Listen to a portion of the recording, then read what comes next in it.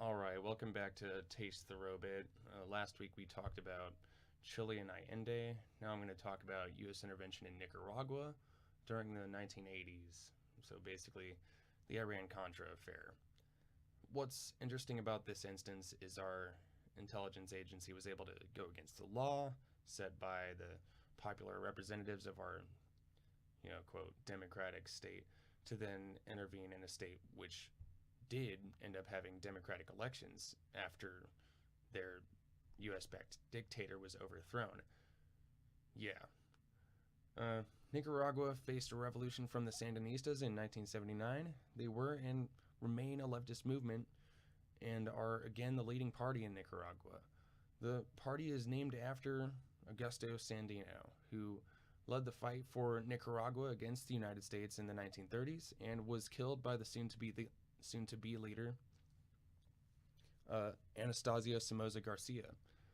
The Contras, the reaction to the Sandinista revolution, were funded by the U.S. just 2 years after they were formed. After new sanctions against Iran and Iraq in 1984 for supporting terrorism, there was an effort to sell arms to Iran in order to gain funds to take the Sandinista movement down, or government. It stayed secret for a little while, but then it pretty much burst into flames. So this is how the string of news stories began, according to Malcolm Burns' Iran-Contra book. It's in the transcript. He's worked at the National Security Archive since 1986, and according to the National Security Archive's website, he's pretty well renowned for his work. So this is how it all began. According to Byrne, shortly after noon on October 5th, 1986, a Nicaraguan soldier patrolling the jungle near the Costa Rican border spotted an unidentified prop plane approaching his position. Suspecting a connection to the anti-government guerrillas, he raised his Soviet-made SA-7 missile launcher to his shoulder and fired, managing a rare hit that sent the aged aircraft crashing to the earth. 2 days later, the Sandinistas paraded the lone survivor, Eugene Hasenfuss, from Marinette, Wisconsin, before the international press, where he confirmed his C-123 cargo plane had been on a mission to funnel arms to insurgents. But the 45-year-old ex-Marine went further, declaring he had been working covertly on behalf of the CIA. 1 month later, on November 3rd, an obscure Lebanese news magazine published a story alleging earlier in the year a former senior U.S. official had secretly traveled to the Islamic Republic of Iran to strike a deal for the release of U.S. hostages in Beirut. According to the magazine, Osh Shira, the United States had offered U.S.-made spare parts to sweeten the proposal. Within 24 hours, Iran's speaker basically their parliament, this guy Akbar Hashemi Rafsanjani, confirmed the essence of the report in a public speech in Tehran.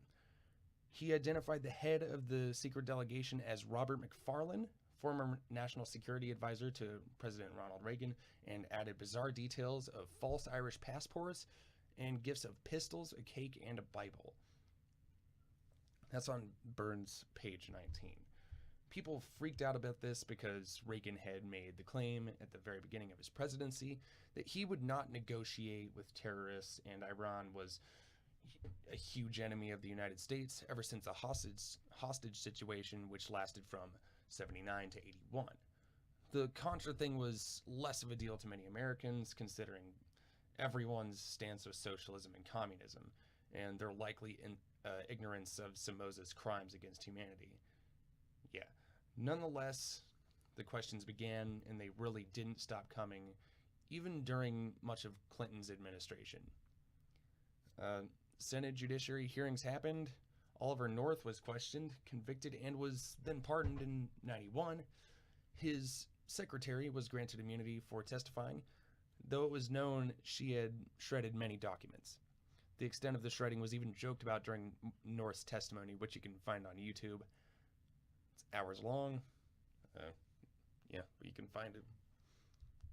There were also 5 pardons which came from the Bush administration after the trials, nearing the end of the HW administration.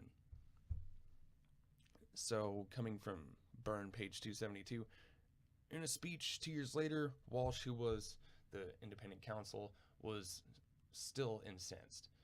Quote, President Bush's pardon not only prevented punishment for, quote, flagrant crimes, but it prevented a trial, which would have exposed more of the truth about Iran-Contra. End quote. The eventual excuse for the arms landing in the hands of the Iranians via Israel, which was revealed, quite a few years later, maybe it was 91, was that Iran would get hostages held by Hezbollah released. Of course, in the beginning, Reagan tried denying everything altogether, but that failed pretty miserably. In 91, though, evidence surfaced which contradicted, 91. It contradicted the justification for the illegal sales.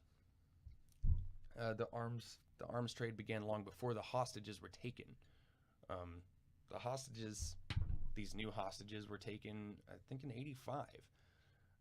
The trade between Israel and Iran began and was allowed by the new Reagan administration in early 81, according to former senior Reagan officials. And this is from the journalist, his name is just Hirsch. The link is somewhere. This implies a simple anti-communist action, though. The trade had nothing to do with the hostages, or at least, less to do than was thought. They were pretty much willing to fund the Contras, though they were a mortal enemy of the U.S., or through a mortal enemy of the U.S. Not only were they put on their heels with all of that, but Walsh found notes from Caspar Weinberger which showed high implications. There was a Reagan cabinet meeting, quote, as the scandal unfolded, end quote, to, quote, coordinate an official story, end quote. And that's from a guy at Can-Am Klein, page 618. This was all from his work called Business as Usual, the Iran-Contra, and the National Security State. Today, there is little chance I could trust the intelligence being voiced from the CIA. There's very good reason to believe whatever they say is somehow in their favor, and Klein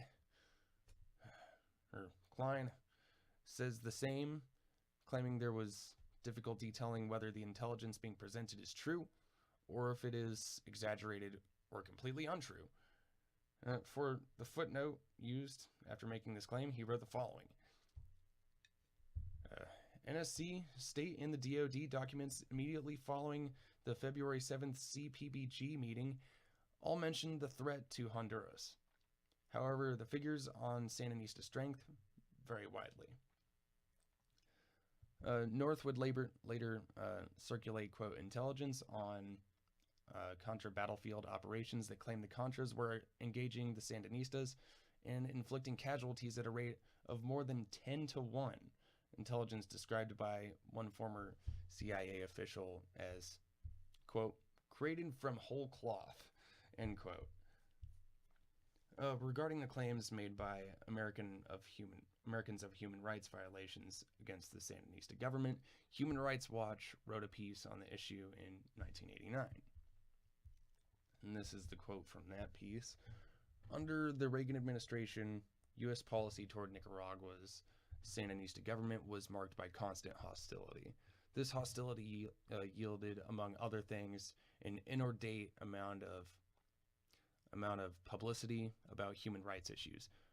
Almost invariably, the U.S. pronouncements on human rights exaggerated and distorted the real human rights violations of the Sandinista regime and exculpated those of the U.S.-supported insurgents known as the Contras. The White House has managed to keep the Contras alive against the wishes of the Central American presidents, as repeatedly expressed in the agreements that are part of the peace process. The Contras were major and systematic violators of the most basic standards of the laws of armed conflict, including by launching indiscriminate attacks on civilians, selectively murdering non-combatants, and mistreating prisoners. The Bush administration is responsible for these abuses, not only because the Contras are, for practical purposes, a U.S. force, but also because the Bush administration has continued to minimize and deny these violations, and has refused to investigate them seriously. That was Human Rights Watch 1989. Even Cruz, this guy Cruz, the electoral and civil opponent of the Sandinista government, in a CBS interview with Charlie Rose, said the United States should have never supported military action against the Sandinistas, and that the Reagan administration's support for the Contras should be suppressed. His angle of the opposition to the Sandinistas was arguably the most favored opposition in the country at the time. And there was eventually a popular vote against the Sandinistas. They were voted out of power in 1990 and have since regained power through the elections, implying they weren't the power-hungry regime people often paint socialist regimes to be. This came to pass even though the H.W. Bush administration basically rigged the election in the opposition's favor, promising to lift sanctions if Violeta Chamorro won.